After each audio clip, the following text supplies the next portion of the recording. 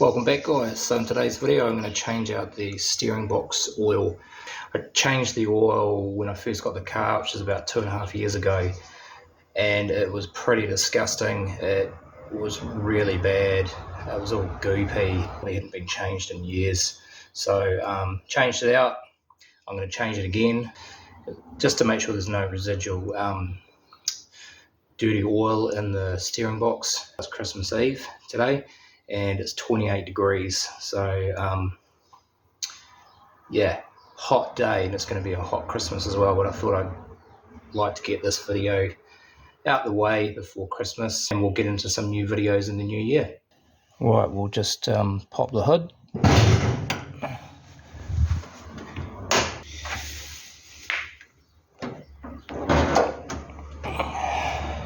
So there's the steering box there. As far as I'm aware, there's no drain plug on this. This has just got a fill cap here. You can just take that off. I sucked it out last time. That's what I'm going to do again today. So this steering box takes EP90 gear oil, which is this what I put in the diff. Yeah, so I've got this pump. Here, and I've just got a larger piece of tubing to connect onto the actual pump, and then a smaller diameter piece of tubing to go inside the housing of the steering box.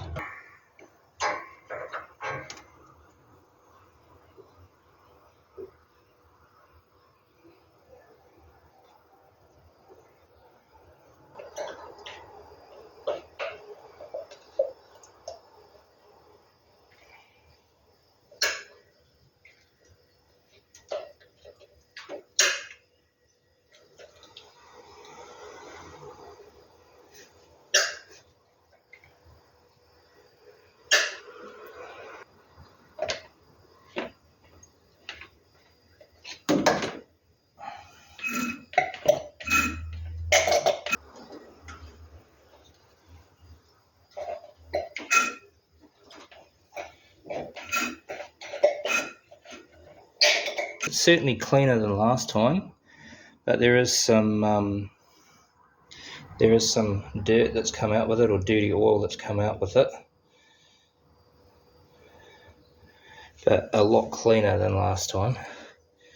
So I'm glad that I've taken this oil out. And in the tubing here, that's pretty disgusting.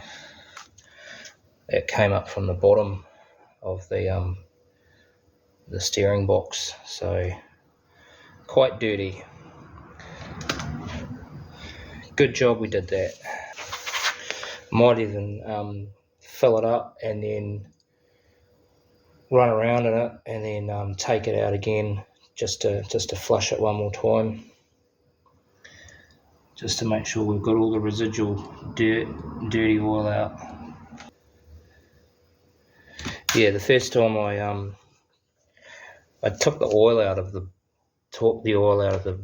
steering box, this was absolutely revolting. It would look like a bad head cold. It was really manky.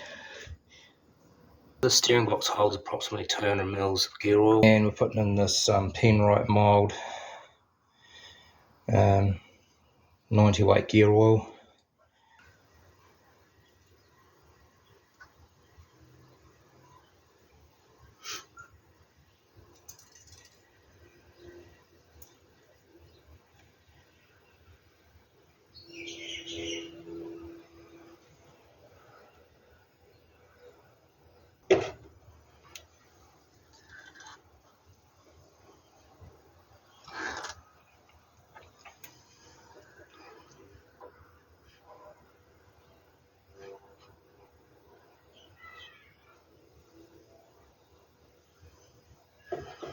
Gotta make sure it doesn't overflow.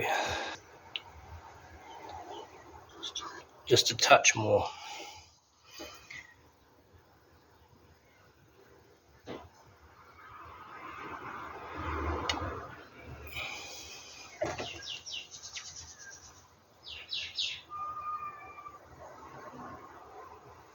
Yeah, that's good. And that's it. Let's get that bung back in. And we're done. So coming into the new year, there's going to be a couple of jobs I'm going to do. 2 or 3 actually. It needs an oil change. Hasn't had an oil change since I bought the car. To be fair, I haven't even done 1,000 kilometres in that time. I mean, it's not a daily runner. I just take it out sort of when I get the chance. I'll probably just change the oil, but not the filter. It's got a good filter on there, and so I'll just leave that. It's got an oil leak coming out of the sump gasket. The sump's been off before, and it's been, I don't know if there's an actual paper gasket in silicone, or just, there's definitely silicone on there. It's got a very slow leak at the front. It's probably the cork, the thinner cork gasket that runs that end, those end pieces, where it sits over the crank shaft, I'm guessing. Anyway, I suspect that's probably rock hard. I've got a new kit for that, so we'll do that at some stage. There's a very slow coolant leak out of the mating surface of this thermostat housing. I replaced this when I first got the car. I actually took the whole cooling system to pieces, and there's corrosion on the water pump. There's corrosion around these pieces here where the hoses sit. But I'm going to take this off and replace it. I could just take this off and put some silicone gasket maker on top of the paper gasket and just leave it at that, but I know for a fact that the mating surface is corroded on the housing, and the actual housing itself is corroded. It's quite badly pitted inside. It's made of aluminium. I've got a new thermostat housing for it. I've had this for quite some time. I just haven't got around to putting it on, and it comes with a gasket. Set as well. So that is a job I'm probably going to do in the new year. Then I'm going to get the car through its next warrant, which is due in February, and then I'm going to tackle this guard and this valance here. It's been in an accident. It's been refilled, body filler, and painted, and over the years it's just cracked and it's lifting and it's just shot. It needs to be this needs to be all taken back.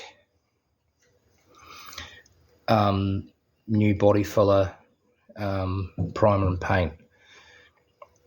This guard, there's quite a lot of filler in here, and in here you can see, because the angle of this flare here, it might be a bit hard to see, is less acute than the other wing. So this should be more sort of scalloped in here, and this is full of filler. So this has got to all come off. It'll be interesting to see what it's like underneath. Yeah, so it's going to be a 2 to 3 video series. I think it's going to take me quite a bit of time to do this. I haven't done anything like this before, but we're going to give it a good go. Something else that I'm going to be doing next year is I'm going to have a go at recovering this dashboard. The vinyl was completely cracked and dry. It's shot, basically. It's really bad. I've got some new vinyl for it, and I'm going to attempt to recover it. I'm not too sure if these dashes come off or not, or come out. It will probably be easier to do it we took out the windscreen, but I don't want to do that. I don't want to disturb the seal, so we're going to try and do it, see if we can perhaps remove the dash, but I'm not sure if that can be done, and if not, we'll attempt to do it just in situ. We'll leave this video here. Just want to say a big thank you to everyone who subscribed recently. Really appreciate that. Helps grow the channel. If you enjoyed the video, please feel free to hit the like button.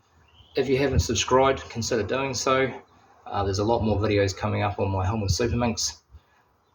Thanks for watching, and we'll see you in the next one.